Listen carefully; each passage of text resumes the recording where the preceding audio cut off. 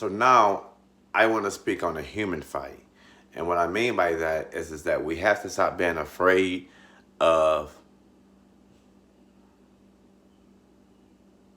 not dialoguing, like not speaking to each other. Like we have to begin that conversation, and we have to begin to like gain understanding by asking questions. Like how else are we going to find out? Like how else are we going to know if we don't ask questions, if we don't conversate, if we don't talk? How often do we live our lives like only concerned by our lives and ourselves? And that's been a problem. That is the problem.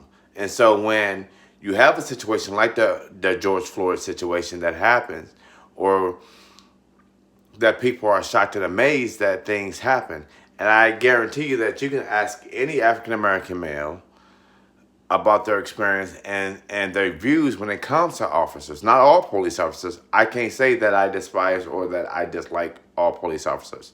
You know, I myself just remembering as a little boy that there was a police officer who, there was so many of us who would bring food to us and who cared for us and who show love when he could have very easily have reported our grandmother, but he chose not to because he wanted to keep the family together. And so I say that to go on and say to the fact that we have to start tearing down these walls that we allow to divide us, and we have to stop focusing on those things that set us apart and that makes us different, because this is only a shell. This is only skin. But when you speak to the heart and when you speak to the soul, that we all desire and want the very same things. And the most asinine and most low level thinking thing, so minute, is what divides us. And then we have to ask the question, why is that? Why is that?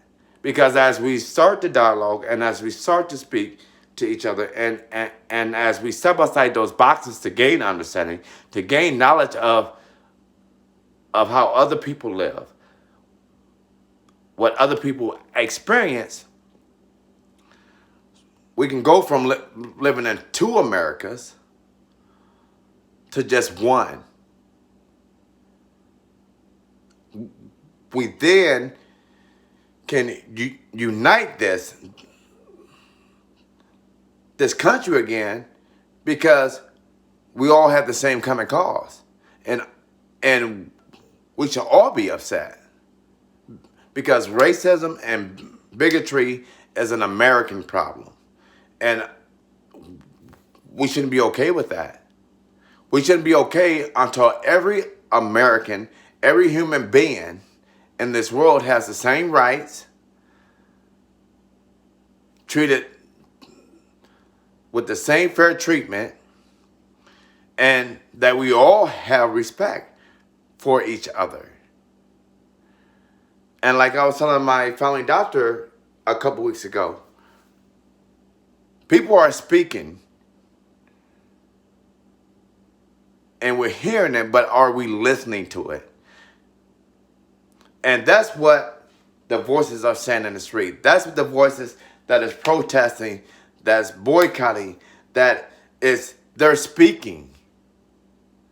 But we have to ask ourselves, are we listening to those voices? Are we truly hearing what it is that the people are saying? That no more should I be looked at any different because of the color of my skin. No more should I be looked down upon or looked at differently because of who I choose to love. No more should I be fearful that I will return home when I leave home, if you can only begin to imagine the level of stress, the level of anxiety, the level of fear that people must live in if you don't even know that you're going to be able to live each and every day? And yes, there's black on black crime. That's white on white crime. There's crime and every community. But can you imagine living in a fear of betrayal from the very same people who takes an oath, okay? Who takes an oath in order to get that job? They have to make a promise, an oath to serve and to protect. And yet, we hear every single day about people being killed. Like the case down in Louisville, Kentucky. Even while sleeping in your own home, somebody can bust into your home and murder you. And come to find out that the person that they claimed that they was looking at, R.I.P., Breonna Taylor, was already incarcerated. That we have no rights. We have no say. Not over our body, not over our homes, not over anything. Can you imagine that? And so I say that this is a human fight. This is a human cause that we all unite at. If there was any time in history that we wake up to the realization that just because you're not affected by it does not mean that it does not exist. And so be it that it exists, is that we have to start demanding change. That's what we're saying. Can you imagine that? Can you imagine that at any moment, at any second, you can be accused of something? At any moment, at any second, you're living in that constant fear, that constant, subconsciously, that constant state of anxiety. And yet we wonder why people who look just like this have high blood pressure, higher risk of strokes, higher levels of anxiety. And I'm not saying that no other race or no other culture deal with these very things, but the report says, and the report tells us that it's more prevalent in the African American community. So I ask you, can you imagine that? And so I end this video saying that people are speaking, but are we listening? And are we hearing the voices? Don't get caught up on what's outside. Don't get caught up on those agitators.